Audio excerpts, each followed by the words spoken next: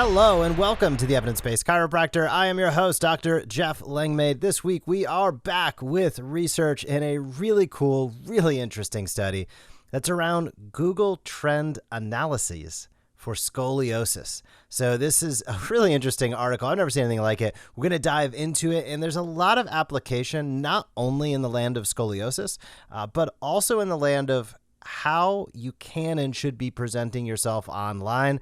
I love the fact that research has gone internet, so to speak. That makes me sound really old, but this gives a great opportunity to highlight where is the intersection between what people are doing, where the literature is going, and how technology can play a role in that. We're going to dive into all of it on today's show. Before we get started, if you have an email list of people that you are not consistently communicating with, you are missing opportunity every single month to drive reactivations. It's that simple.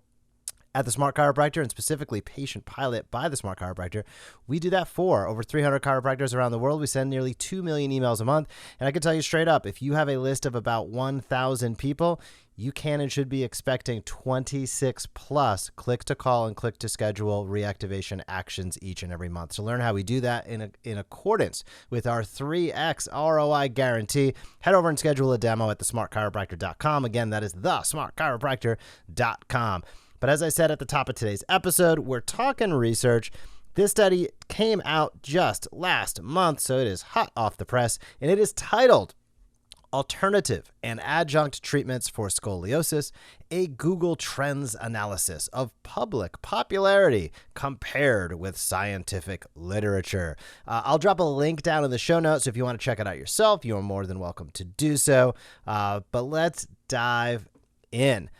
Get this. 97% of parents use the internet for searches relative to their children's orthopedic conditions before scheduling their first appointment. If you're not showing up, you're not getting picked. That's very clear. 97% of parents use the internet for their children's orthopedic conditions prior to their first appointment. So pretty much every single one of them. And 6% of those searches pertain specifically to scoliosis.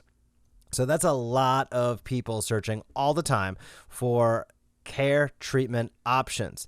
Now, also 90% of patients believe their internet sources to be a reliable source of information. However, there is a previous study that showcased only about 15% of sources out there have high quality information. So there is a big delta, a big gap between that, right? 90% of patients believe what they see on the internet. And according to the researchers, only about 15% of that is really accurate. So that's not great news. We'd love to have great information available. And I think we see the fact with people making, quite frankly, poor decisions about their health all the time, that they are being inundated. This is not where this research study goes, but I'll take the liberty here. They're inundated with pharmaceuticals, with advanced interventions, super early on. I'm sure that's not the way they're thinking about it through this study, but that is the way I think about it because that is the reality of what's happening. So it is super important if you are interested in attracting the attention of, here's the take-home message in my opinion with those first few stats, if you are interested in adolescent children care, however you want to define that, and specifically orthopedic conditions. So this really extends if you are a sports chiropractor and you're thinking of taking care of kids on teams in high school and college and middle school or before, and orthopedic conditions is pretty much sports chiropractic care, 97% of parents are searching. So the question is, like literally, I would go on Google after you listen to this podcast, type in your town, insert condition here of what you hope to be attracting into your practice and see if you show up. If you're not showing up, you're missing the opportunity because literally 97%, every single one of them is searching online. And if you show up, you have great information, you make it easy for people to say yes, well, they're going to show up in your practice more often, which gives you at least the opportunity to see if you can take care of them. So really, really important. Google Trends is used to, if you're not familiar with Google Trends is used to track the popularity of search inquiries over time. So Google Trends identify whether things are becoming more popular, less popular in relation to search terms. So it's a really important indicator. And given that scoliosis screening is so prevalent, specifically here in North America, at schools, right, that screening takes place. I don't know exactly what grade, but this screening takes place at a certain time by the school nurse. And child exams are all over the place throughout the United States. This is a big deal because people are hearing about scoliosis. Therefore, they have questions about scoliosis. Now, what you might be saying, well, what's the prevalence of scoliosis? And I have the answer for you. It's about 0.5% to 5%. So somewhere between 1 out of every 200, 5 out of every 100 adolescents will have some form of scoliosis. So providing really great information, and I'm going to say beyond what this study says, providing actionable information to build trust, to build rapport, is really, really a great thing for your practice if you're interested in taking care of those cases. And by the way, as you can probably already see, this applies to things well beyond scoliosis. So almost no matter what you're interested in, search Google in your town, see if you're showing up.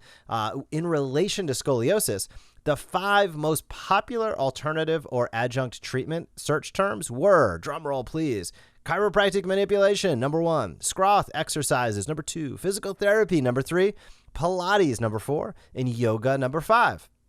So when people are searching for scoliosis care and treatment, they are searching chiropractic quite often. But it's also nice to be aware of the competitors. And the competitors in this case are for the attention. What is going to show up when people are searching? Scroth exercises. Might it be a good idea to write a blog on your chiropractic website about Scroth exercises, about physical therapy, about Pilates, and about yoga? If you want to show up when people search for it, I'd say the answer to that is a resounding yes. I love this kind of strategy stuff because I think about it like this gives you the opportunity to get traffic from other places. So writing about your feedback, your take, so to speak, on are Scroth exercises good or bad? Is physical therapy a good choice or a bad choice? Is Pilates a great choice or a not so good choice? Is yoga a fantastic choice or where are the shortcomings? Putting out content around that will help you not only track for chiropractic and chiropractic related search terms, but it'll also help you track, you'll gobble up all the traffic. It'll help you track and rank for the terms that are competitive to yours, which is a really, really great way to go about it. It's how I have built multitudes of businesses, generating hundreds of thousands of visits each and every month to multiple different websites is a lot of that type of strategy. So if you have any questions on that, you can, of course, hit me up on the side. So Google Trend data was aggregated in this study for the last 17 years because that's as long as Google Trend data has been around. So 2004 to 2021, and this was relative to searches in the United States specifically. So here's some interesting aspects of what they found. Chiropractic and yoga were more popular to be searched in the summer and winter months. Interesting. I'm not sure how much you can action off of that information, but maybe there's a topic of tying the word summer or winter or the activities of summer or winter, or now is a great time now that it's summer to address scoliosis. Maybe you're on winter break.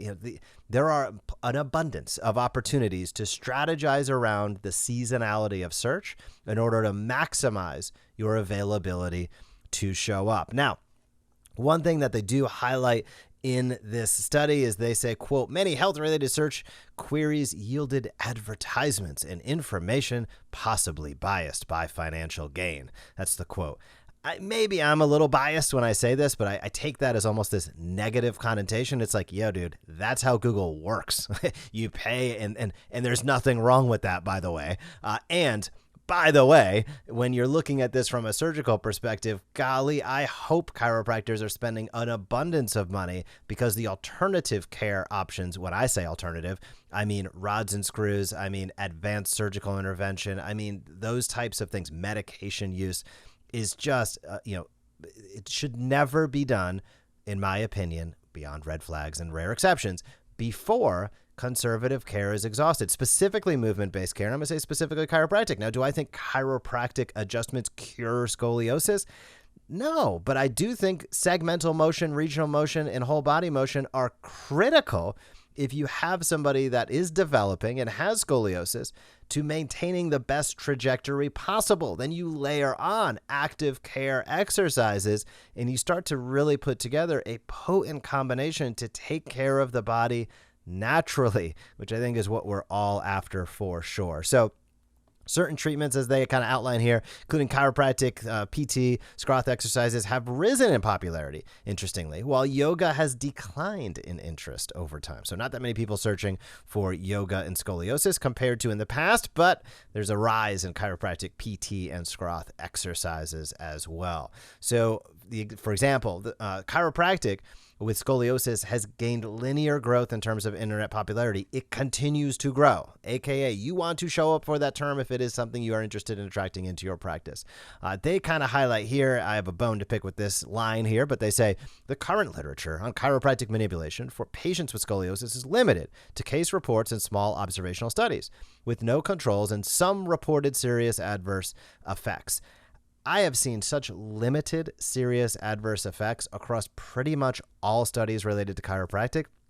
It just seems unnecessary, especially when a few lines down in this text, they highlight Google Trends can provide insight to orthopedic surgeons as to which specific treatment options are gaining popularity and guide their literature search to provide the most accurate and up-to-date information to their patients.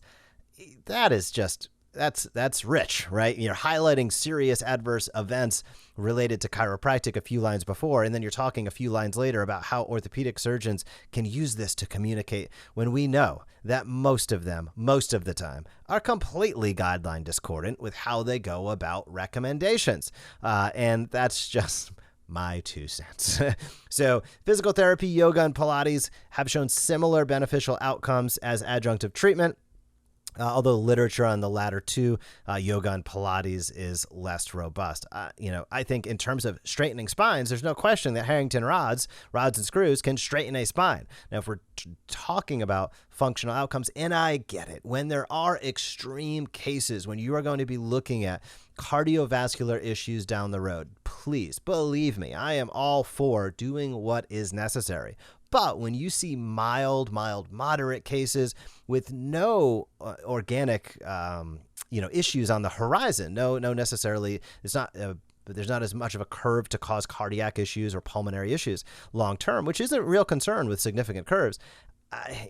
Why? Why are advanced interventions being offered, especially when conservative care has not been exhausted? And to be super clear, when I say that, I always view conservative care being exhausted, meaning you've exhausted all conservative care. You did not take an NSAID for 6 weeks, which is often, as far as insurance reimbursement, is quite often what happens. To check the box is you did X amount of PT visits over X amount of weeks one time. You did NSAIDs for 6 weeks or something to this effect. It is not a checklist of actually exhausting conservative care. So that's really my gripe with things, is understanding that exhausting conservative care should mean really exhausting all of the available options, because different things work for different people. And there's no question, based upon the individual, based upon their commitment, based upon their spine, based upon the dynamics of the human body, some things will work better. Some people will do better with more relief, maybe even with correction, to a certain degree, with chiropractic care. Others might perform better with physical therapy, some with Scroth exercises. There's a whole host of ways people can find relief naturally. And I believe it's incumbent upon all of us as doctors in our communities to ensure that we're telling that story so people clearly understand that the only option is not with advanced intervention. So they highlight here as well later on in the text, which I'm just like, oh my gosh, I can't believe this. Spinal fusion surgeries tend to be more popular in the summer months as well as in December. Well, it's like, okay. What do I take away from that? And what should I think you should take away from that? If you're going to run some paid advertising, or if you're going to write some blog posts around why spinal fusion surgery might not be the best option most of the time, might be a good idea to launch those just around the summer months or in December, which is, I don't believe, the goal of what these researchers why they put this in the study. But that's a take-home message I think we can use as conservative care providers. So they highlight in conclusion, studies showing that as little as 25% of current orthopedic information online is accurate, but the gist of it is chiropractic manipulation chiropractic tends to be a hot search term in regards to scoliosis care, and pretty much everybody that's seeking out whether it's scoliosis care for their child or any orthopedic complaint. Wow, talk about opportunity. 97% of parents are searching online before making that first visit. So that is my big take-home message from this study, is to understand those statistics, start to think about the strategy of how you can use those in your business, in your practice, in your communication online. That is the power of this study. That's why I'm glad they put it out and why I believe there's some really great take-home messages. Now, before we wrap up, I want to say a few words about PowerStep. PowerStep orthotics are awesome. They're what I use, and they are willing to hook you up, if you have not heard me say this before, with a free sample pair. They support this podcast. You should support them. You can check them all out at pro.powerstep.com/sample. Use the code EBC for Evidence Based Chiropractor to pick up a free sample pair. I cannot recommend it enough. Additionally, if you have not checked out ChiroSpring is the best solution for chiropractors by chiropractors, and they have AI. This is an EHR with AI built in, with billing. I mean, this is cool. And they believe in their products so much that they not only support this podcast, which is great, but they're willing to hook you up with a $100 Amazon gift card for completing your demo. You can do that at chirospring.com/offer, chirospring.com/offer. I'll drop that link down in the show notes. And if you have not left us a rating or review for this podcast, I'd love to hear from you. It helps more docs find out about it. So please take a moment of your time, tap how many stars. If you read a line or two, that would be so helpful. And I appreciate you. Thank you for being a chiropractor. Have a fantastic week in practice, and I will talk to you soon. Thank you for joining us on this episode of the Evidence Based Chiropractor. If you want to grow your practice, come back for next week's episode. If you want to grow faster, visit the evidencebasedchiropractor.com and join our MD Marketing membership today.